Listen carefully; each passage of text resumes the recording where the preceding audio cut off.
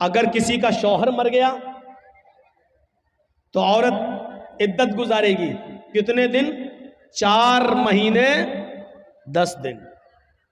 अगर किसी औरत का शौहर मगरिब से पहले इंतकाल किया है, मगरिब की अजान से पहले इंतकाल किया, तो वो दिन इद्दत में शामिल किया जाएगा, 1 दिन माना जाएगा। मान लीजिए आपके यहाँ 6 बजे मगरिब की अजान हो रही है और 5 बजे किसी का शौहर इंतकाल किया है, तो 5 बजे इंतकाल करने के बाद भी उसका पहला दिन माना जाएगा, क्योंकि अभी तारीख वही है, मगरिब के बाद तारीख चेंज होगी, मगरिब से पहले नहीं, वो पहला दिन माना जाएगा। औरत अगर 5 बजे उसका शौहर खत्म हुआ है तो वो पहला दिन माना जाएगा औरत का, 1 दिन। इसके बाद 4 महीने और 10 दिन। ये 4 महीने 10 दिन औरत की इद्दत के दिन क्यों शुमार किए गए आपको मालूम है? ताकि मरे हुए आदमी का हमल इस औरत के पेट में ना हो सकता है कि वो छिपा रही हो, हमल पेट में ना हो। 4 महीने 10 दिन की मुद्दत बहुत हो गई है। अगर उसके पेट में बच्चा होगा तो 4 महीने में इस औरत का पेट थोड़ा बहुत बाहर निकल आएगा, जिससे पता चल सकता है कि इसके पेट में फला आदमी का बच्चा है। अगर है तो जब तक बच्चा पैदा नहीं हो जाता तब तक उसकी इद्दत रहेगी, और अगर नहीं है तो 4 महीने 10 दिन के बाद ये औरत कहीं दूसरा निकाह करना चाहे तो कर सकती है, ताकि किसी दूसरे आदमी का, इस मरे हुए आदमी का बच्चा किसी दूसरे आदमी का नाम ना पा जाए। ये इस्लाम ने एक बाउंडेशन लगा दी है, बाउंडेशन बहुत सख्ती है इस मामले में। हाँ, खुला का मामला थोड़ा सा अलग है। एक चीज होती है मर्द तलाक देना नहीं चाहता, औरत तलाक लेने पर मुसिर है, नहीं हमें तलाक चाहिए, हमें नहीं रहना तेरे पास। मान लीजिए बहुत सा शराबी जुआरी आदमी है, औरत नहीं रहना चाहती है और आदमी उसको तलाक नहीं देना चाहता, नहीं हम नहीं देंगे। ऐसी सूरत में औरत खुला लेती है। खुला ये होता है कि काजी को बिठाएगी या 4-5 आदमी को बिठाएगी और कहेगी कि मुझे इसके साथ नहीं रहना है, आप लोग गवाह रहिए, मैं खुला ले रही हूं, ये तलाक नहीं दे रहा है। लिहाजा वो काजी निकाह फिस्क कर देगा और वो औरत अब आजाद हो गई। आदमी चाहे तलाक दे या ना दे, औरत खुला ले ली है, अब ये आजाद हो चुकी है, लेकिन इसके बावजूद उसको 1 पीरियड, एक हैज तक रुकना पड़ेगा। वो दूसरी शादी नहीं कर सकती है जब तक कि उसको एक पीरियड नहीं आ जाता है। एक पीरियड का मतलब उसको, औरत को जो हर महीने जो हर औरत को जो खून ब्लड आता है, एक पीरियड, जब तक वो पीरियड नहीं आ जाता तब तक वो दूसरा निकाह नहीं करेगी, और पीरियड आने के बाद फिर वो दूसरा निकाह कर सकती है। पीरियड आने का मतलब यह है कि वो हामिला नहीं है, यानी जिस आदमी से उसने खुला लिया है उसका बच्चा इसके पेट में नहीं पल रहा है। अब सोचिए इस्लाम ने कितनी बाउंडेशन लगाई है कि आपके पेट में पलने वाले बच्चे को उसके असली बाप का नाम मिले। वो बच्चा जब बाहर आए तो अपनी निस्बत अपने असली बाप की तरफ कर सके। कितनी हिफाजत की है इस्लाम ने नस्ल की, और नस्ल को पाकीज़ा बनाने की कितनी हिफाजत की है। लेकिन इसके बावजूद इस्लाम ये भी कहता है अगर खुदा न खास्ता किसी औरत के पेट में हराम औलाद पल रही है, जिना की पैदावार है, और उसने इकरार भी कर लिया है कि हराम औलाद है, वो कह भी रही है कि फला आदमी से मेरा साथ संबंध बन चुका था और उसका हमल मेरे पेट में है, तो इस्लाम इंसानियत का वो दर्स देता है कि हराम औलाद होने के बावजूद अगर किसी औरत के पेट में पल रही है तो पेट में बच्चे को मारा नहीं जा सकता है।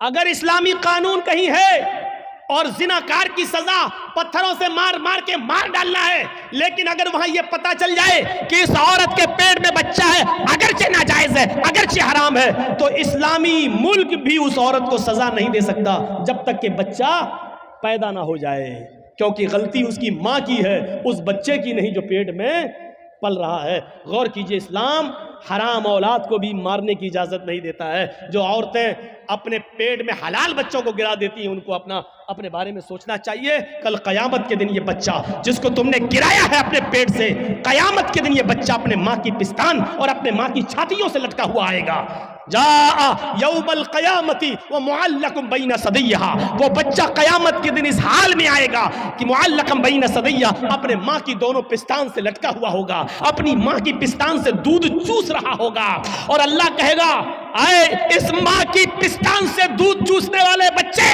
क्या तेरी कोई शिकायत है? क्या तू कुछ बोलना चाहता है? क्या तुझे अपने रब से कुछ कहना है? अल्लाह उसको जबान देगा। वो छोटा सा बच्चा जो अपने माँ की पिस्तान से दूध चूस रहा होगा, अपनी जबान हटाएगा, अपना मुंह हटाएगा, यकूल, और अल्लाह से शिकायत करेगा, या रब्बी हाज़िही उम्मी क़दलतनी, अल्लाह ये मेरी माँ है जिसका दूध मैं पी रहा हूँ, जिसकी पिस्तान से मैं लटका हुआ हूँ। अल्लाह ये मेरी माँ है जिसने दुनिया में मुझे मार डाला था। अल्लाह ये मेरी माँ है जिसने दुनिया में मुझे कत्ल कर दिया था। हाज़िही उम्मी क़तलतनी, अल्लाह ये मेरी माँ है जिसने दुनिया में मुझे मार डाला था। अल्लाह ये मेरी माँ है जिसने दुनिया में मुझे कत्ल कर डाला था। हाय अल्लाह ये दुनिया में मेरी ना हुई, तू इसका मत हो, इसको भी तू जहन्नम में फेंक दे। अल्लाह रब्बुल आलमीन फिर उस औरत को जिसने दुनिया में अपने बच्चे को का मर्डर किया बिना किसी गलती के, बिना किसी परेशानी के, उसने ये सोच कर कि 3 लड़कियां पहले से, चौथा भी मेरी लड़की है, अल्ट्रासाउंड पे चेक कराने के बाद पता चला लड़की है, नहीं नहीं हमें नहीं चाहिए, और एबॉर्शन करा दिया, गिरा दिया। कयामत के दिन इस औरत को जहन्नम में फेंक दिया जाएगा और वो बच्चा अपनी माँ को खुद जहन्नम में ले जाने का सबब बनेगा कि नहीं अल्लाह इसने दुनिया में मुझे मार डाला था। इस्लाम तो हराम और नाजायज़ औलाद भी गिराने की इजाज़त नहीं देता है। ये इंसानियत का एहतराम है, इंसानियत का एहतराम। इस्लाम में बहुत जहाँ थोड़ा बहुत मसला हार्ड लगता है वहीं आसानी भी पैदा होती है। मान लीजिए रमज़ान का महीना और 20 रोज़े गुजर चुके हैं।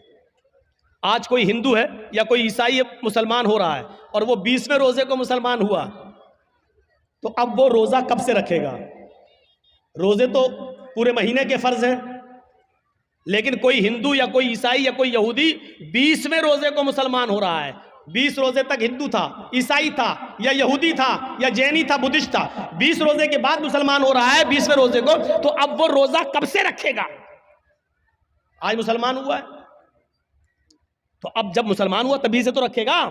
अब सवाल ये पैदा होता है कि वो 20 रोजे जो इसके छूटे हैं वो पूरे करेगा या नहीं करेगा? तो साफ मसला है कि नहीं करेगा। क्यों नहीं करेगा? क्योंकि जब वो इस्लाम लाया है तब तक वो काफिर था, उस पर रोजा फर्ज था ही नहीं। आज वो इस्लाम लाया तो अब जितने रोजे हैं उतने वो रखेगा, बकिया रोजे वो नहीं रखेगा। इसलिए नहीं रखेगा क्योंकि उस वक्त उसके ऊपर रोजे फर्ज थे ही नहीं। कितने रोजे रखेगा? जितने बाकी हैं। एक चीज और सुन लीजिए, 20वें रोजे को इस्लाम लाया, लेकिन इस्लाम ला रहा 5 बजे शाम में और रोजा खुलता है 6 बजे। अब 5 बजे वो इस्लाम ला रहा है, तो इस्लाम जैसी वो 5 बजे लाया तो अब क्या करेगा? आज का रोजा क्या करेगा? तो 5 बजे इस्लाम लाता है तो 5 बजे ही से उसका रोजा शुरू हो गया है, क्योंकि 5 बजे से पहले उसके ऊपर रोजा फर्ज था ही नहीं, क्योंकि वो काफिर था। जैसे इस्लाम लाया वैसे ही उस पर रोजा फर्ज हो गया, वैसे ही उसके ऊपर रोजा फर्ज हो गया। अब 5 बजे ही वो नियत कर लेगा कि मैं रोजे से हूं। इस्लाम ले आया, अशहदु अल्ला इलाहा इल्लल्लाह व अन्ना मुहम्मदर रसूलुल्लाह, इस्लाम लाते ही उसके ऊपर असर की नमाज फर्ज हो जाएगी, क्योंकि टाइम अभी बाकी है और इस्लाम ला चुका है, असर का वक्त अभी बाकी है, लिहाजा पहले असर की नमाज पढ़ेगा और यहीं से उसका रोजा भी शुरू हो जाएगा, क्योंकि इस्लाम ला चुका है। जब से इस्लाम लाया यहीं से रोजा शुरू, और 6 बजे वो रोजा सब लोगों के साथ खोल लेगा और उसका ये एक रोजा माना जाएगा, ये एक रोजा माना जाएगा। ये आसानी भी है इस्लाम, ये आसानी भी है। इस्लाम मुश्किल नहीं है, लोगों ने इसको मुश्किल बना दिया है। क्या वो लोग साहबा नमाजें नहीं पढ़ते थे? क्या वो रोजे नहीं रखते थे? मुश्किल बना दिया है। फजर में नहीं उठ पा रहे हैं साहब, क्यों? अब रात में 1 बजे जर्जी साहब को टाइम मिलेगा, 3 बजे तक जलसा चलेगा, फिर आदमी यहां से जाएगा, थोड़ी देर कमर सीधी करेगा, फजर में उठेगा? नहीं उठ पाएगा। क्लियर है? लेकिन याद रखिए, मौलाना जर्जीस का जलसा और इस जलसे में 2:30 बजे 3 बजे तक जाग लेना और इस जाग लेने के बाद सुबह फजर की नमाज में ना आना, यह दलील नहीं है इस बात की कि आपका जलसा कामयाब हो गया है, या ये उज्र नहीं होगा कि मैं जलसा सुनने की वजह से रात में जाग लिया इसलिए फजर में हम नहीं उठ पाए। जलसा कराना फर्ज नहीं था, फजर की नमाज पढ़ना फर्ज था। आपने एक फर्ज को छोड़ा उस काम के लिए जो आपके ऊपर फर्ज ही नहीं था। मेरे भाइयों, यहां से ये मैसेज लेके उठिएगा, ये पैगाम लेके उठिएगा, ये तसव्वुर लेके उठिएगा। तो इंसानियत ये होती है, इंसानियत। तो या अय्युहन्नास इन्ना खलकनाकुम मिन ज़करिन व उन्सा व जअलनाकुम शुऊबन व क़बाइल लितारफू, तुमको हमने एक मर्द और एक औरत से पैदा किया है, तुम सब आपस में भाई हो, तुम आपस में एक ही बाप के और एक ही मां के बेटे हो, तुम्हारा बाप एक है, तुम्हारी मां एक है। अच्छा, एक चीज और बताइए, गौर से सुनना। हम मुसलमान हैं, ये हिंदू है, हम दोनों का झगड़ा हुआ है। अब कोर्ट में गए तो जज साहब बैठे हैं, अगर मुसलमान है तो उनका दिल चाहता है कि हम मुसलमान की तरफ थोड़ा सा झुकाव कर दें, हिंदू है तो वो चाहता है थोड़ा सा हिंदू की तरफ झुकाव कर दें। ये होता है, ये होता है।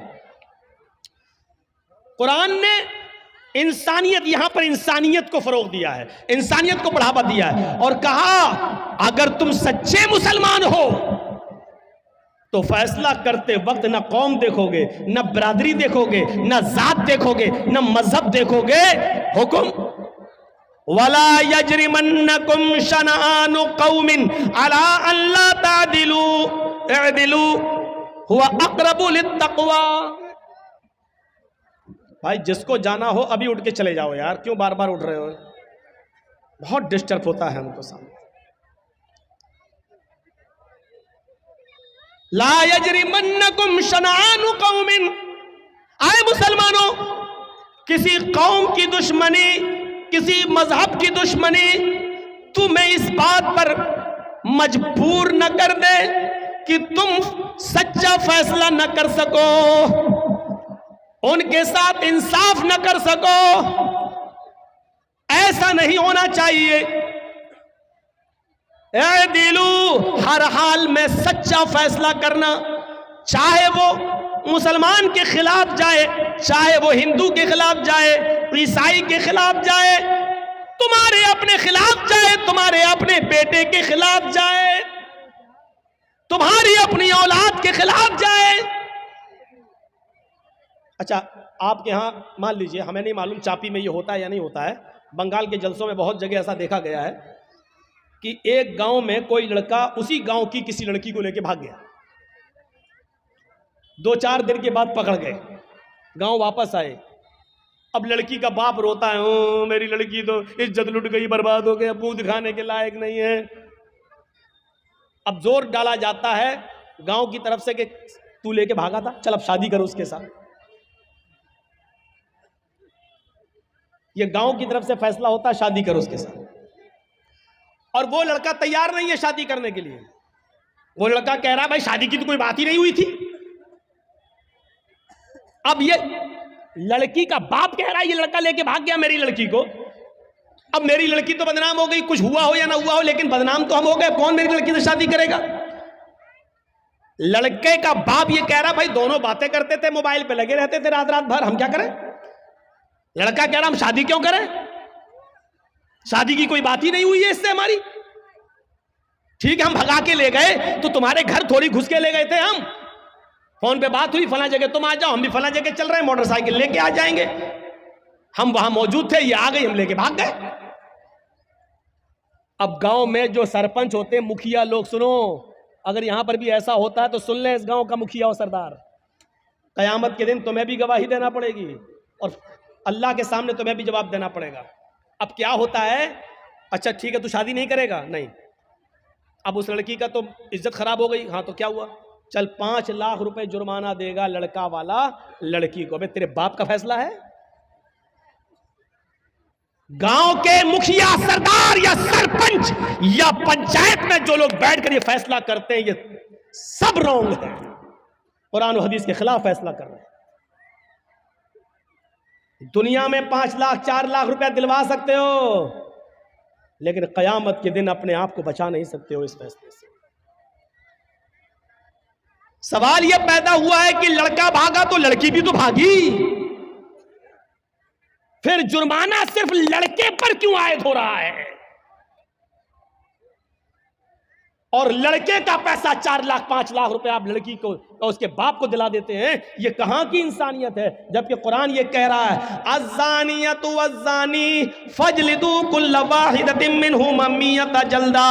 जिना करने की, बदकारी की शुरुआत लड़के की तरफ से पहले नहीं, लड़की की तरफ से पहले होती है। भागने और भगाने की शुरुआत लड़के की तरफ से नहीं, लड़की की तरफ से पहले होती है। ये सुई है, ये धागा है। जर्जी साहब सुई में धागा डाल रहे हैं, लेकिन सुई को हम ऐसे हटा देते हैं, धागा जा ही नहीं सकता है। जब सुई अपनी जगह पर खड़ी है, टस से मस नहीं हो रही है, तब धागा उस सुई के अंदर चला जाएगा। ये साफ सरी दलील है, अगर लड़की अपने आप को बचाए तो लड़का कभी उसके साथ जिना कर ही नहीं सकता। मौलवी जर्जीस की बात इंडियन कानून के खिलाफ है, लेकिन कुरान और हदीस की रोशनी में है। जिना की शुरुआत अगर लड़की भागने के लिए तैयारी ना हो तो लड़का भगा ही नहीं सकता है। लड़की भागती नहीं। सवाल है साहब, मेरा लड़का, तुम्हारा लड़का मेरी लड़की भगा के ले गया। तू तो 18 साल तक पालता रहा, फिर तू अपनी अलमारी भी नहीं बचा सका। वो पैसा भी लेके भाग गई और सोना भी लेके चली गई, जेवर भी लेके चली गई। जब तू अपनी लड़की पर इतना कंट्रोल नहीं कर सका तो जुर्माना लड़के वालों पर लगाते हैं, और ये फैसला पंचायत करती है, गांव की सरपंच करता है, मुखिया करता है, सरदार करता है। ये फैसला जो कुरान और हदीस के खिलाफ है। शादी हो सकती है या नहीं वो एक अलग मसला है, वो अलग जाने दीजिए। सवाल यह है क्या जुर्माना लड़के के ऊपर आयद होगा, जबकि भागने में दोनों ने बराबर की भागीदारी ली है। कोई लड़का जबरदस्ती घर में घुसकर लेकर तो नहीं गया था। आपकी लड़की भी घर से निकली, लड़का भी निकला, दोनों निकले, एक हफ्ता गायब रहे, फिर आए, वो एक अलग मसला है। लिहाजा जुर्माना आयद होना चाहिए तो दोनों पर होना चाहिए, कोड़े पड़ना चाहिए तो दोनों पे पड़ना चाहिए, संसार होना चाहिए तो दोनों को होना चाहिए, अगर सजा मिलनी चाहिए तो दोनों को बराबर मिलनी चाहिए।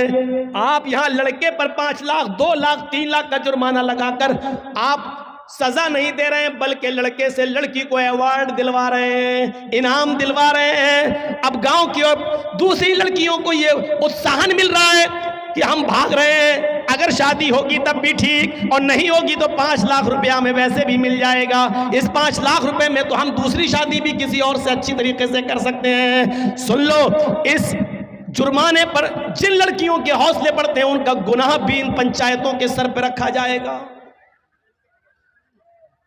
वला यजरिमन्नकुम शनानु कौमिन अला अल्ला तादिलू, किसी कौम की दुश्मनी तुम्हें इस बात पर मजबूर न कर दे कि तुम अदल न करो, फैसला न करो। ऐसा नहीं होना चाहिए। ए दिलो हुआ क़रबुल तक़वा, हर हाल में इंसाफ करना, हर हाल में सच्ची बात कहना, चाहे वो किसी के भी खिलाफ हो। हजरत अली रजी अल्लाह ताला अन्हु की एक जिरा क्या होती है आपको बताऊं। जिरा होती है, जंग में जब लड़ा जाता था तो एक लोहे की कमीज की तरह या कुर्ते की तरह एक वो होता था, वो अपने गले में डाल लिया जाता था ताकि दुश्मन का तीर सीने में न लगे, उस लोहे पर लग जाए। तीर आए, खंजर आए, तलवार आए तो वो लोहे पर लगे, तो उसको बोलते थे जिरा। तो जंग में जाते थे तो जिरा पहन लेते थे साहबा। हजरत अली की भी एक जिरा थी जो घर के बाहर रखी हुई थी। हजरत अली अंदर चले गए, जिरा बाहर रखी रही। जब घर से बाहर आए तो जिरा गायब हो गई। पानी है? ठीक है, चलो आज पी लेता हूं।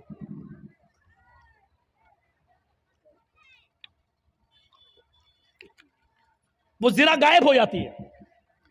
और सुनिए,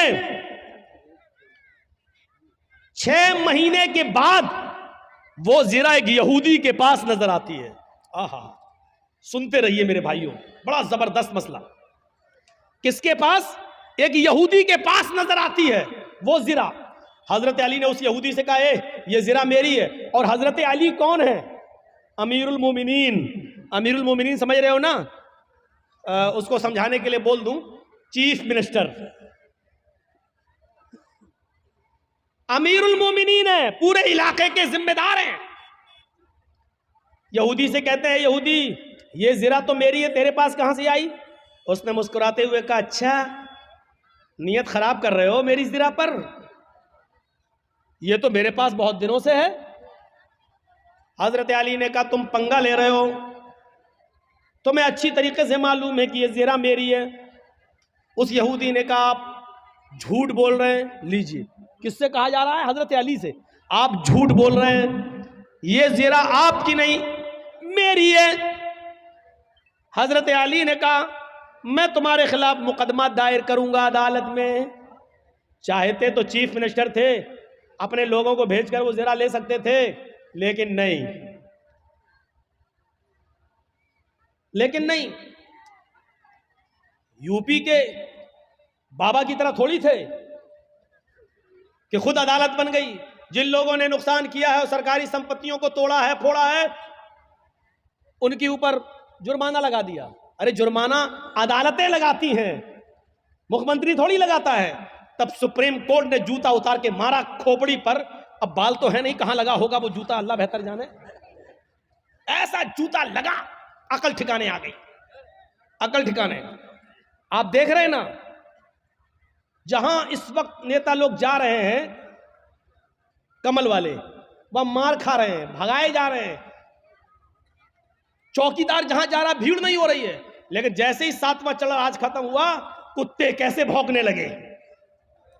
कुत्ते, हम उनको कुत्ता कह रहे हैं जो हड्डियों पे पलते हैं। कुत्ते कैसे भौंक रहे हैं। आएगा तो बाबा ही 300 पार, 300 पार, 300 पार।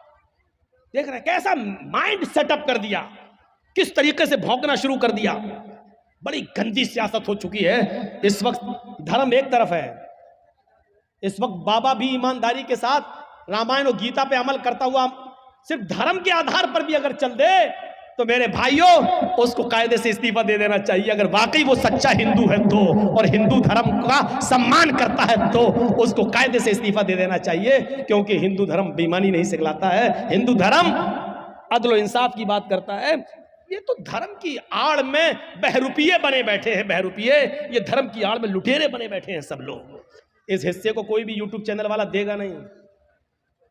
जो हम बोले हैं अभी ये बात, अगर मैंने कहीं भी देख लिया, उसको ऐसी स्टेज से नाम लेके भगाऊंगा, क्योंकि हमारी नजर है सब पर। उसको घुसने नहीं दूंगा, फिर अपने जलसे में नाम लेके भगाऊंगा उसको।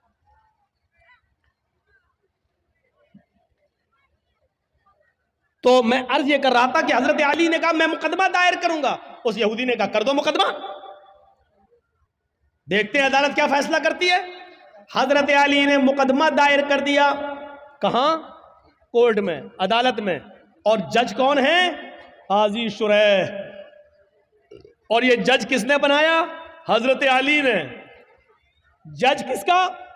अली ने बनाया। लेकिन जज बना जरूर रहे हजरत अली, लेकिन जज ने यह नहीं देखा कि मुझे जज बनाया किसने।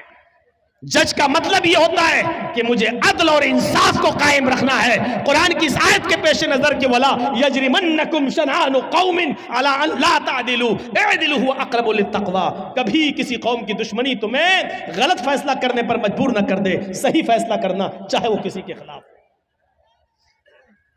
उस यहूदी के पास नोटिस पहुंचा कि तुम्हें भी आना है। हजरत अली और यहूदी दोनों एक ही दिन पहुंचते हैं काजी शुरैह की अदालत में। काजी शुरैह की अदालत में ये ऐसा जज नहीं था जो हमारा चौकीदार बना देता है, इसलिए बाबरी मस्जिद का फैसला उनके पक्ष में चला जाता है, क्योंकि हमने आपका नमक खाया है तो नमक हलाली तो करना ही है। ये सिस्टम नहीं था वहां। हजरत अली रजी अल्लाह ताला अन्हु भी कोर्ट में मौजूद है, एक कटघरे में खड़े हैं, यहूदी भी दूसरे कटघरे में खड़ा है।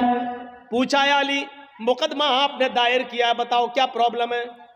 कहा इस यहूदी के पास एक ज़िरा है, वो ज़िरा मेरी है, और यहूदी कहता है कि वो ज़िरा मेरी है, लिहाजा इस यहूदी से वो ज़िरा मुझे दिलवाई जाए।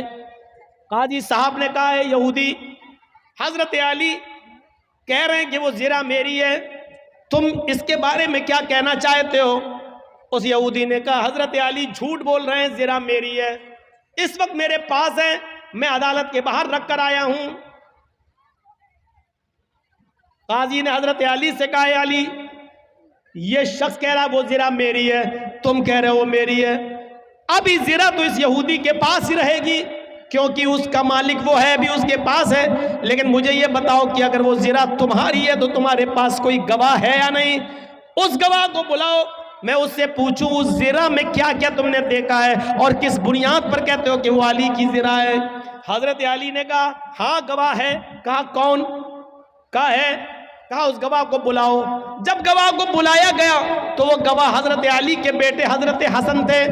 वो कटघरे में खड़े हुए और गवाही देने लगे, अय काजी साहब, ये मेरे अब्बू की जिरा है और मैं जिरा को अच्छी तरह पहचानता हूं। मेरे बाप कभी झूठ नहीं बोले, लिहाजा ये जिरा मेरे अब्बू की है। मैं गवाही देता हूं इस जिरा को यहूदी से लेकर मेरे बाप को दिलवाया जाए। काजी साहब का फैसला सुनिए, काजी साहब का फैसला सुनिए। काजी साहब कहते हैं अमीरुल मोमिनीन से, आए अली जी, आपकी गवाही आपके बेटे ने दी और शरीयत बाप के हक में बेटे की गवाही मोतबर नहीं मानती है। शरीयत कहती है, कुरान और हदीस कहती है, बाप की गवाही अगर बेटा दे तो उस गवाही को नहीं माना जाएगा, क्योंकि बेटा अपने बाप के खिलाफ बोलता ही नहीं है, वो अपने बाप की हिमायती में बोलता है। लिहाजा कोई दूसरा गवाह लाओ, आपके बेटे की गवाही शरीयत के मुताबिक कबूल नहीं। हजरत अली ने कहा एक दूसरा गवाह भी है मेरे पास। अपने गुलाम को बुलाया। जब गुलाम कटघरे में आता है, हजरत अली ने कहा ये मेरा गवाह है। गुलाम ने गवाही दी कि ये जिरा अली की है, हमारे आका की है। हजरत जज साहब ने पूछा काजी साहब ने कि तुम कौन हो? कहा मैं इनका गुलाम हूं। फरमाया कंबर नाम है मेरा, मैं इनका गुलाम हूं। कहा है अली, शरीयत कहती है मालिक के हक में गुलाम की गवाही भी कबूल नहीं की जाती है, क्योंकि गुलाम अपने आका के खिलाफ, अपने मालिक के खिलाफ बोलता ही नहीं है। उसके ऊपर अपने मालिक का प्रेशर होता है। वो जानता है कि अगर अपने मालिक के फेवर में नहीं बोला तो घर मार खाएंगे, हमें मारा जाएगा, सताया जाएगा। लिहाजा मालिक के हक में गुलाम की गवाही भी कबूल नहीं। अय अली, मुअज़्ज़रत के साथ आपकी गुलाम की गवाही भी कबूल नहीं की जाएगी, कोई और गवाह हो तो लाओ। हजरत अली ने कटघरे में खड़े होकर कहा, अय जज साहब, काजी साहब, इन दो गवाहियों के अलावा मेरे पास और कोई गवाही नहीं है। आजकल तो 100-100 रुपए में झूठे गवाह मिल जाते हैं। मेरे पास और कोई गवाही नहीं है। काजी साहब का फैसला होता है, आए यहूदी, हजरत अली जिरा को साबित करने में और गवाह पेश करने में नाकाम रहे।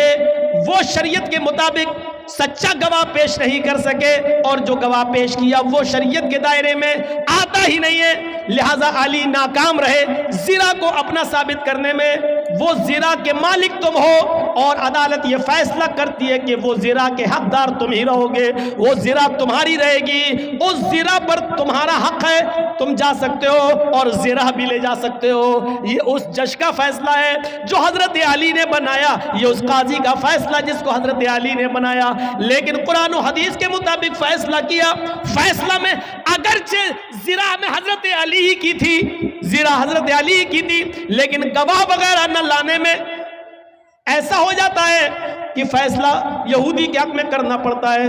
यहूदी उस जिरा को उठाता है, कटघरे से बाहर निकलता है, कहता है जज साहब आपके फैसले को सलाम करता हूं। आपने वही फैसला किया जो कुरान और हदीस में बताया गया, आपने वही फैसला किया जो मोहम्मद रसूलुल्लाह ने बताया, आपने वही फैसला किया। और मैं यही देखना चाहता था कि अमीरुल मोमिनीन अली के होते हुए मुझ पर जबर तो नहीं किया जाता, जुल्म तो नहीं किया जाता आपकी अदालत में। और अली ने यह साबित कर दिया है कि यहां पर जुल्म और ज्यादती का कोई शायबा भी नहीं पाया जाता है। अब मेरा फैसला सुन लीजिए जज साहब, काजी साहब, हजरत अली सच्चे हैं, ये जिरा हजरत अली ही की है। ये दरवाजे के बाहर रखी हुई थी, कोई नहीं था, मैं इसको उठा लाया। 6 महीने तक मैंने इसको छिपाया और एक दिन जानबूझकर 6 महीने के बाद मैं अली के सामने आ गया ताकि अली मेरी जिरा को देख ले, फिर देखें क्या रिएक्शन लेते हैं। फिर सारी प्रतिक्रिया अदालत के मुताबिक चलती है और हमने देखा इस पूरे मामले में जुल्म और सितम नहीं होता है। लिहाजा ये जिरा अली की है, मैं अली को दे रहा हूं। और आज इस बात का इकरार भी करता हूं कि आपने कुरान और हदीस के मुताबिक सच्चा फैसला सुनाया। आज इस्लाम से मैं भी अपना रिश्ता जोड़ रहा हूं। अशहदु अल्ला इलाहा इल्लल्लाह व अशहदु अन्ना मुहम्मदन अब्दुहु व रसूलुहु, ये कलमा पढ़कर हजरत अली इस्लाम के सामने वो यहूदी इस्लाम ले आता है। यहां से आप अंदाजा लगाइए कि हजरत अली के खिलाफ फैसला हो रहा है, हजरत अली के खिलाफ फैसला हो रहा है। तो किसी की दुश्मनी तुम्हें इस बात पर मजबूर न कर दे कि तुम उसके साथ नाइंसाफी करो। नाइंसाफी नहीं होनी चाहिए। अमर इब्न आस के लड़के ने मुल्क शाम के अंदर एक यहूदी बच्चे को इस बात पे थप्पड़ मार दिया था।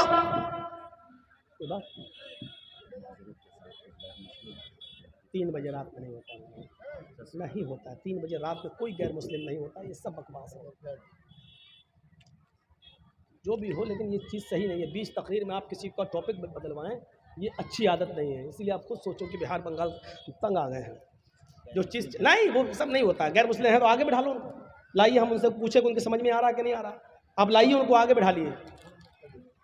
जो भी हो, कोई भी मुखिया हो, लेकिन ये चीज़ सही नहीं है। बीच में तकरीर चल रही, इस्लामी तकरीर चल रही, कुरान हदीस की तकरीर सुन रही। अब आप वेद सुनना चाहते हैं, यानी कुरान हदीस छोड़ के वेद सुनना चाहते हैं। आप लोगों से चंदा कर रहे हैं, आप कुरान हदीस के नाम पे वेद सुनना चाह रहे हैं, यानी कुरान हदीस की कोई वैल्यू नहीं रही, सारा वेद की इतनी वैल्यू बढ़ गई है। खुद फैसला करो कि हम कहाँ जा रहे हैं, कहाँ जा रहा मामला है। नौटंकी बन के रह गई है जलसों। रात के 2:35 हो रहे हैं और अब हिंदू भाई जाग रहे होंगे। शिवरात्रि पे तो जागते नहीं है, नवरात्रि पे तो जागते नहीं है अपने, वो रात में 2:35 पे जागेंगे। और आप लोगों का हिसाब ही गलत है। जलसा हो, गैर मुस्लिमों को कुर्सियाँ लगा के आगे बिठाइए और उनको सुनवाइए, तब हमको बुलाइए, हम वेद पढ़ेंगे। आप भैंस के आगे बीन बजाओ, भैंस क्या समझेगी बेचारी। हम वेद पढ़ देंगे, अभी इतना वेद पढ़ देंगे, इतना वेद पढ़ देंगे कि आप तंग आ जाएंगे। अब सही है पढ़ रहे हैं कि गलत पढ़ रहे हैं, आप क्या जाने। ये तो एक हिंदू ही बेचारा समझ सकता है कि उसके यहाँ है कि नहीं है। ये सब चीज़ें बहरहाल गलत हैं कि आप किसी का टॉपिक 20 तकरीर में आप बदलवाएं। या तो आप पहले टॉपिक दे देते हमें, मौलाना साहब आपका टॉपिक ये रहेगा, आपको इस पे बोलना है। आप पहले हमें टॉपिक नहीं दे रहे हैं, जलसे का डेट ले रहे हैं, तो हमें नहीं बता रहे हैं कि आपको क्या बोलना है, और फिर बीच में आप हमसे कहेंगे कि वेद पढ़िए। ये चीज़ सिस्टम सही नहीं है। अब यहाँ से हम वेद कहाँ से घुसेड़ रहे हैं बताइए तो आप। अब घुसेड़ रहे हैं तो हमारा मौजू छूट रहा है, जिस पे हम बोल रहे हैं वो हमारा छूट रहा है। और ये तकरीर जब यूट्यूब के जरिए दूसरे लोग सुनेंगे तो कहेंगे ये मौलवी कितना जाहिल है, बोल रहा था इस पे और फिर आ गया इस पे, इसको कुछ आता ही नहीं है। आपको वैसे ही मालूम है कि कितने मुल्ला मौलवी हमारे पीछे पड़े हुए हैं। तो थोड़ा सा सब्र करिए आप। मुखिया जी से मेरी गुजारिश है, जिसने पर्चा दिया है उनको चाहिए कि टॉपिक पहले दिया करें, 20 तकरीर में गड़बड़ ना कराएं। चाहे हमें बुलाएं या ना बुलाएं, इसकी कोई परवाह नहीं है हमें, अल्लाह की कसम कोई परवाह नहीं है। हमें मत बुलाइए आप, मैं आपसे हाथ जोड़कर भी अपील कर रहा हूं, मत बुलाइए हमें। हम आना भी नहीं चाहते हैं बिहार में और झारखंड में, क्योंकि मैं 20 साल से पक चुका हूं। मत बुलाइए मुझे, मैं कह दे रहा हूं बस। लेकिन 20 तकरीर में इस तरीके से रुस्वा मत करिए किसी को, आप किसी का टॉपिक चेंज कराकर, मुझे अच्छा नहीं लगा ये आज। तो सुनिए मेरे भाइयों, जो बात मैं बोल रहा था वो ये कि अमर इब्न आस के लड़के को इस बात पे यहूदी लड़के को कोड़ा मार दिया कि तेरा घोड़ा मेरे घोड़े से आगे कैसे निकला। एक थप्पड़ मार दिया और छोटा सा बच्चा, वो 12 साल का यहूदी बच्चा, सीधे सीधे कहता है कि मैं अब जाऊंगा और मैं इस शहर के गवर्नर अमर इब्न आस से इसकी शिकायत करूंगा कि तुमने मुझे थप्पड़ मारा है। बेटा क्या कहता है, अमर इब्न आस का बेटा क्या कहता है यहूदी बच्चे से, अरे जा, जिससे भी शिकायत करना हो कर, मेरा कोई कुछ नहीं कर सकता, मैं उसी गवर्नर का बेटा हूं, मैं अमर इब्न आस का बेटा हूं, मैं अमर इब्न आस का बेटा हूं, मुझे कोई कुछ नहीं कर सकता। फिर यहूदी बच्चे की हिम्मत नहीं हुई, भाई गवर्नर का बेटा है, अब क्या होगा। जैसे यूपी में मंत्री का बेटा गाड़ी चढ़वा दिया। अब सोचिए उत्तर प्रदेश की फिजा क्या हो रही है। अंडा चोरी, किताब चोरी, बकरी चोरी, ये मुकदमे लगे हैं आजम खां के ऊपर, अभी तक 2 साल से जेल में है। और एक आदमी मंत्री का बेटा 8 किसानों के ऊपर गाड़ी चढ़ा दिया तो 4 महीने में जेल से बाहर आ गया, 4 महीने में जेल से बाहर आ गया। क्यों, मंत्री का बेटा है और गिरा राज मंत्री का बेटा है। तो अब आप सोचिए कौन क्या कर सकता है। तो वो अमर इब्न आस के बेटे ने सोच लिया कि मेरा क्या, अब क्या होगा। यहूदी बच्चे ने सोचा ये तो उस गवर्नर का बेटा है। 1 महीने के बाद जब हजरत उमर आते हैं और उन्होंने तमाम लोगों को इकट्ठा किया, पूछा तुम अमर इब्न आस से खुश हो या नहीं, मैंने जिसको गवर्नर बनाया था तुम उससे खुश हो या नहीं। तमाम लोग कहते हैं खुश हैं, अमर इब्न आस की हुकूमत बहुत अच्छी चल रही है, अच्छा काम कर रहे हैं, हमें कोई परेशानी नहीं है। एक छोटा सा बच्चा, वही 12 साल का यहूदी का, खड़ा होकर कहता है कि मैं अमर इब्न आस से खुश हूं, सब कुछ ठीक है, लेकिन अमीरुल मोमिनीन एक चीज का इंसाफ मुझे चाहिए। आज से 1 महीना पहले अमर इब्न आस के बेटे ने मुझे थप्पड़ मार दिया था, सिर्फ इसलिए कि मेरा घोड़ा इनके घोड़े से आगे निकल गया था। इसी बात पर गुस्सा होकर इन्होंने थप्पड़ मार दिया था। अच्छा इधर आओ, उस 12 साल के बच्चे को बुलाया और यहूदी बच्चे को बुलाया, इधर आओ, अपनी गोद में बिठाया, पूरी बात बताओ। पूरी बात बताई, कहा कि अमर इब्न आस के बेटे ने मारा। कहा फिर तुमने शिकायत क्यों नहीं की। कहा इसलिए नहीं की कि अमर इब्न आस के पास जब मैं आ रहा था तो अमर इब्न आस का बेटा मुझसे बोला मेरा कुछ नहीं होगा, मैं अमर इब्न आस का बेटा हूं, मैं गवर्नर का बेटा हूं, मेरा कोई कुछ नहीं कर सकता। फरमाया अच्छा चलो एक थप्पड़ मारो। एक थप्पड़ अमर इब्ने आस के बेटे के मारा गया, जोर से थप्पड़ लगाया गया, जल्लाद ने थप्पड़ लगाया। फिर अमर इब्ने आस ने कहा आप भी इधर आइए। अमर इब्ने आस ने कहा मुझे क्यों? जल्लाद से कहा एक थप्पड़ इसके बाप के भी मारो, इस गवर्नर के भी मारो। पूछा ऐसा क्यों? कहा पहले थप्पड़ खाओ उसके बाद बताता हूं। एक थप्पड़ अमर इब्ने आस के भी पड़ गया। अमर इब्ने आस ने कहा आपका इंसाफ तो ठीक है, बेटे ने मारा था, बेटे को मारा गया, लेकिन मुझे किस लिए मारा गया है? आया अमीरुल मोमिनीन, क्या आप ये बताएंगे? फरमाया हाँ, तुम्हें इसलिए मारा गया है क्योंकि तुमने अपने बेटे को सही तालीम नहीं दी है, तुमने अपने बेटे को सही तरबियत नहीं दी है, तुमने अपने बेटे को सही दर्स नहीं दिया है। तुम्हारा बेटा ये कैसे बोला कि मैं इस शहर के गवर्नर का बेटा हूं, मेरा कोई कुछ नहीं कर सकता? इसका मतलब यह है कि तुमने उनको इस्लाम की तालीम नहीं दी है, उनको तुमने इस्लाम की दावत नहीं दी है, उनको बताया नहीं है कि इस्लाम में अमीरी गरीबी कुछ नहीं, छोटा बड़ा कुछ नहीं होता है, सब बराबर है। आपके बेटे को ये तरबियत कहां से मिली कि मेरा बाप गवर्नर है, मेरा कोई कुछ नहीं कर सकता है? तुमने अपने बेटे को सही तालीम नहीं दी है, इसलिए ये थप्पड़ तुम्हें मारा गया। अब आइंदा तुम अपनी औलाद को भी सही तरबियत दोगे। ये अदल था, ये इंसाफ था, ये फैसला था मेरे भाइयों उस जमाने का। कुरान यही कहता है कि कोई दुश्मन भी तुम्हारा हो, लेकिन फैसला करना हो तो दुश्मन के अगर हक में जा रहा तो कर दो, ये मत देखो कि ये मेरा दुश्मन है, इसको हम कैसे। वला यजरिमन्नकुम शनानु कौमिन अला अल्ला तादिलू, कोई कौम की दुश्मनी तुम्हें किसी के साथ बेइंसाफी करने पर मजबूर न कर दे। एक और चीज कुरान कहता है, कुरान ने ये बात बताई है और इस बात पर हम आपकी बात थोड़ा सा रख लेंगे, वेदों के मंत्र भी चलो इसमें हम थोड़े से जोड़ देंगे मेरे भाइयों। यहां पर कुरान ने दुश्मनी की एक वजह यह बताई है कि दुश्मनी कब होती है लोगों के दरमियान, उसके जड़ को खत्म कर दिया है। और उसके जड़ को खत्म करते हुए क्या कहा?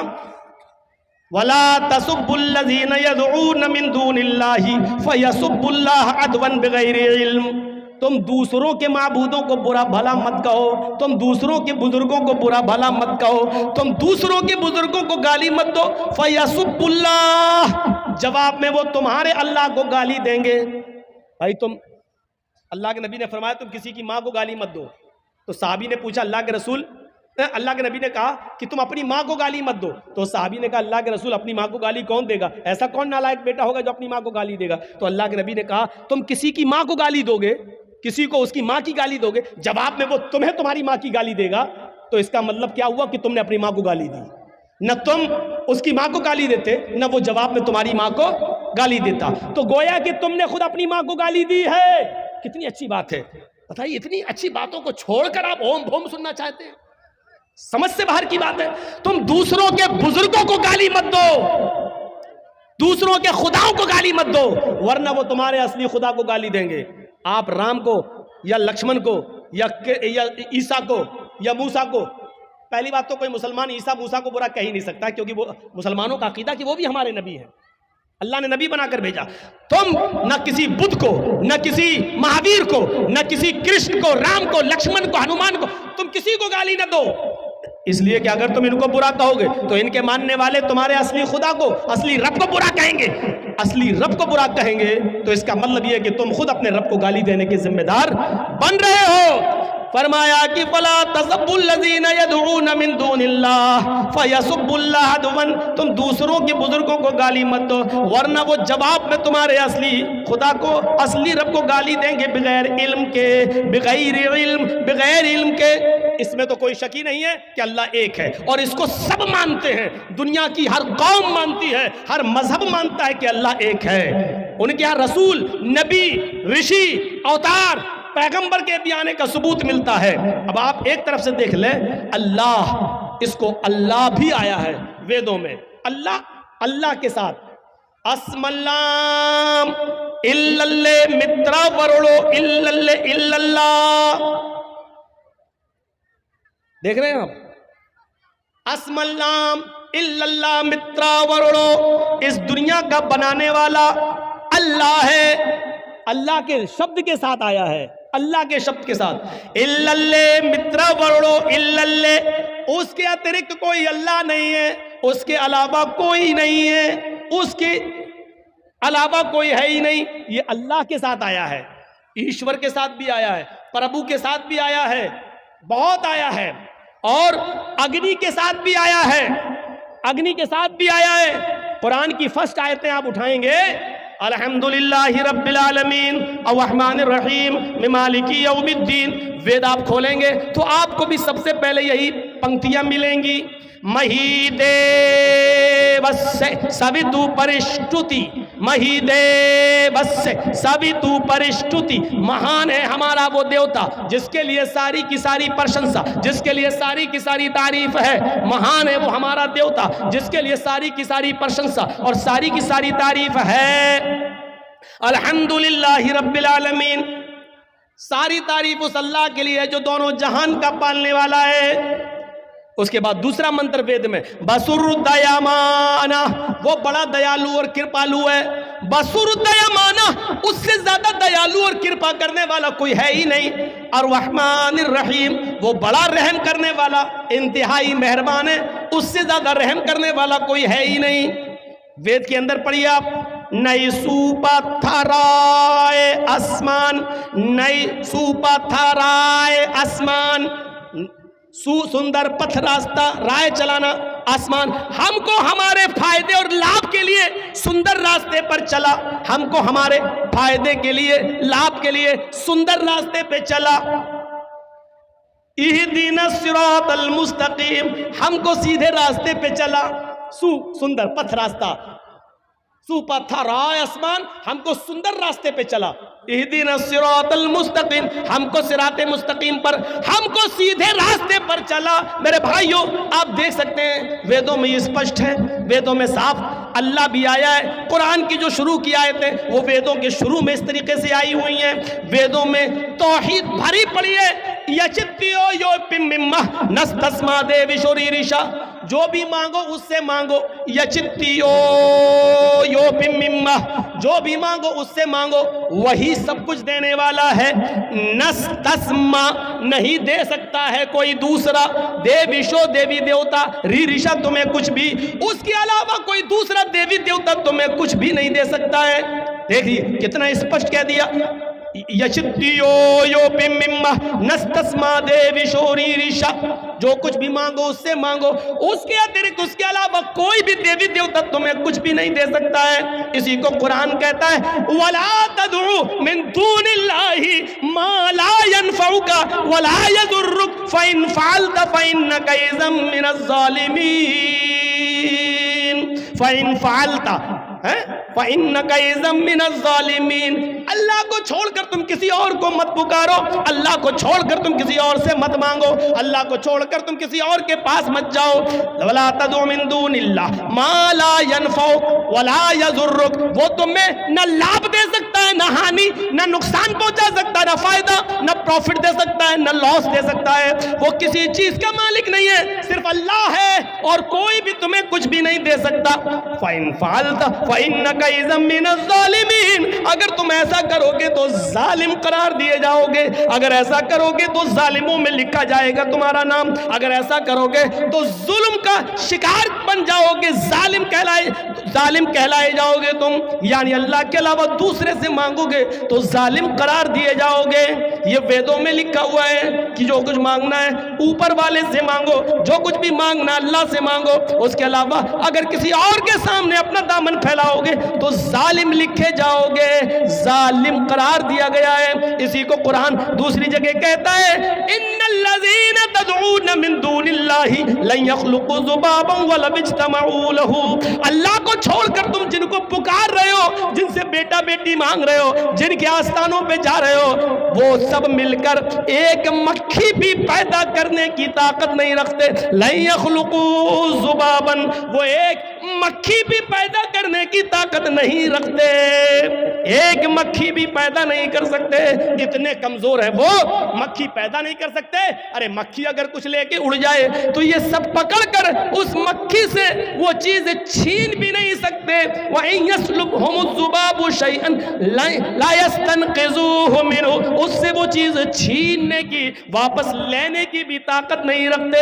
ये इस्लाम का नजरिया है। और उधर हिंदू धर्म ने साफ कह दिया है कोई नहीं है जो तुम्हें कुछ दे सके। अल्लाह के अलावा कोई भी, ईश्वर के अलावा कोई भी देवी देवता नहीं है जो तुम्हें कुछ दे सके। एकम ब्रह्मादित्य नास्ति नास्ति किंचन, इस ब्रह्मांड का रचयिता और रचनाकार एक ही है, दूसरा नहीं है। एक और जगह ऋग्वेद में कहा, अहम ब्रह्मा अस्ति, अहम सूर्य अस्ति, अहम चंद्र अस्ति, अहम इंद्र अस्ति। हम ही ब्रह्मा है, ब्रह्मांड के रचयिता और रचनाकार हम ही है। अहम सूर्य अस्ति, दिन बनाने वाले और रोशनी पैदा करने वाले भी हम ही है।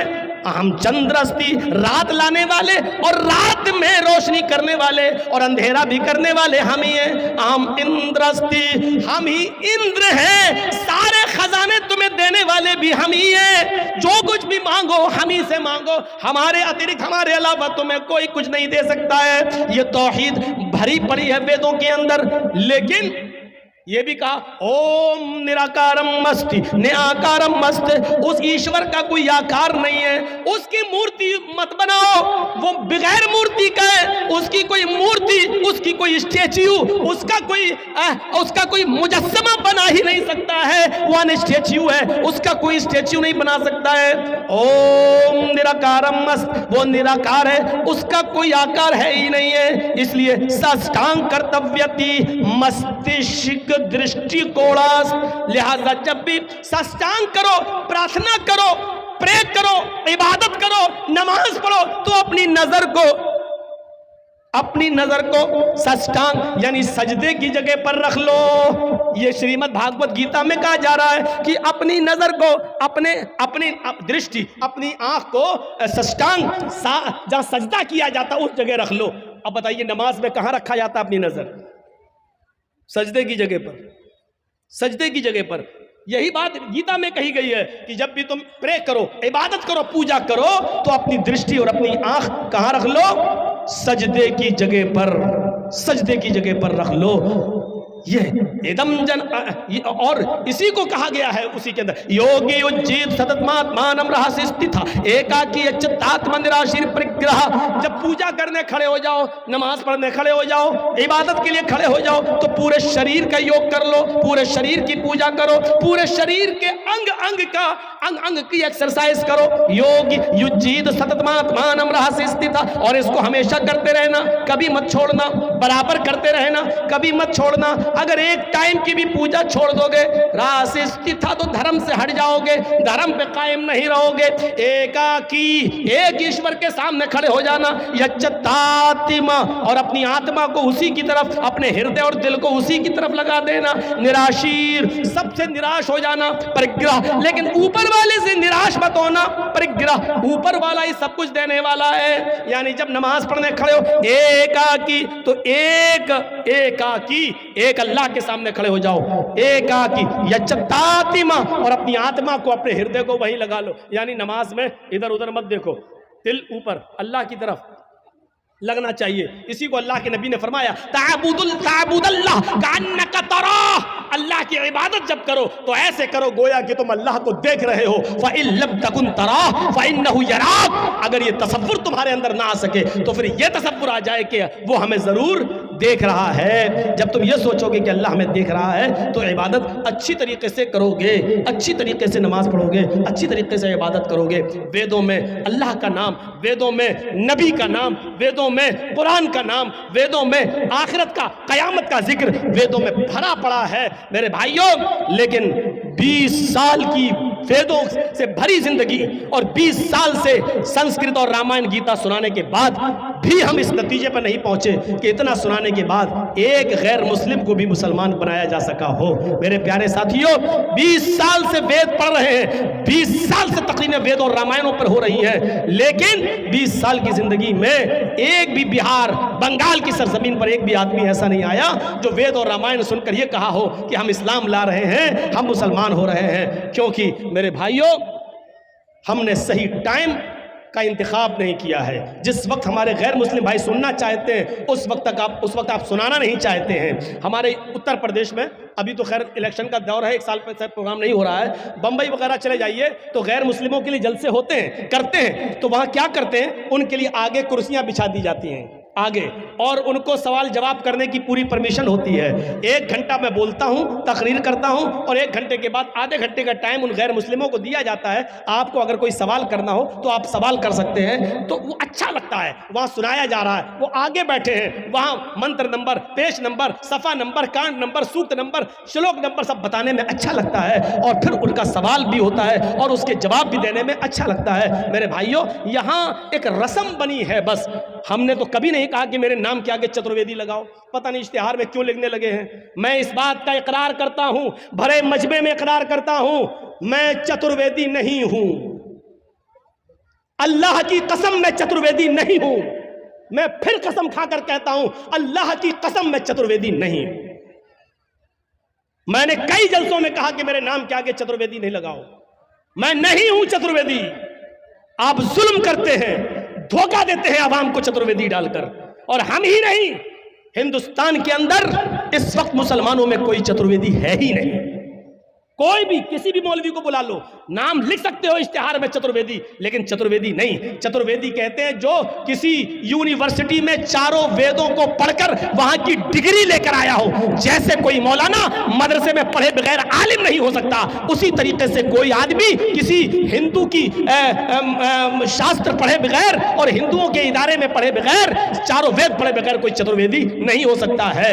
यहां तो जमीन से पत्थर खोदो तो चतुर्वेदी निकलता है, एक ढूंढो तो 100 पैदा हो जाते हैं। सबसे पहले हम अपने नाम के आगे कहते हैं कि चतुर्वेदी मैं नहीं हूं। सेल्फ स्टडी की है, मुताला किया है, थोड़ा बहुत मैं पढ़ता हूं, सुनाता हूं। मेरे भाइयों, इससे ज्यादा चतुर्वेदी की हैसियत नहीं। ना मैं मुफ्ती हूं, ना मैं चतुर्वेदी हूं। मेरे नाम के आगे ये चतुर्वेदी का लफ्ज न लगाया जाए। कई जगहों पर मैंने कहा, आज भी कह देता हूं कि चतुर्वेदी का लफ्ज मेरे नाम के आगे नहीं लगाया जाए। ये धोखा होगा आवाम को चतुर्वेदी का लफ्ज निकालकर। हम चतुर्वेदी नहीं है। एतराफ करते हैं, कोई अगर मुझे जाहिल कहता है तो कहता रहे, कोई मुझे अनपढ़ और गवार समझता है तो समझता रहे, ये उसकी अकल पर डिपेंड करता है। लेकिन मुझे इस बात का एतराफ और स्वीकार करने में कोई शर्म पैदा नहीं हो रही है। अल्लाह की कसम मैं चतुर्वेदी नहीं हूं। तो मेरे भाइयों, आपके कहने पर मैंने इतने मंत्र पढ़ दिए हैं, वो मंत्र मेरे खुद समझ में नहीं आए। रात के 3 बजे सुना रहा हूं, तो आपके क्या समझ में आए होंगे अल्लाह ही बेहतर जाने। इससे तो अच्छी तकरीर वो थी जो चल रही थी। 1 बजे मेरा टाइम था, 3 बज चुके हैं। मेरे प्यारे साथियों, मैंने 2 घंटे का टाइम आपका लिया है। अब मैं इस उम्मीद के साथ आपसे रुखसत हो जाऊंगा कि आप इस इंसानियत को बरकरार रखें। और इंसानियत में हिंदू, मुसलमान, सिख, ईसाई सब आते हैं। सबकी इज्जत होनी चाहिए, सबका सम्मान होना चाहिए, और सबको बराबरी की नज़र से देखा जाना चाहिए। सबके साथ हमदर्दी होनी चाहिए, सबके साथ वफादारी होनी चाहिए। और यही इस्लाम की दावत है, यही इस्लाम की शिक्षा है, यही इस्लाम का मिजाज है। इसको समझने की ज़रूरत है। अल्लाह ताला से दुआ है कि बारे इलाह हमारी ख़ताओं को माफ़ फरमा दे, हमारे गुनाहों को बख्श दे, हम जमीअ मुसलमानों को समझने की तौफीक अता फरमा, और हमें इंसानियत हमारे अंदर भर दे। अल्लाह, जब तक तू हमें जिंदा रखे, इस्लाम पे जिंदा रखना। और जब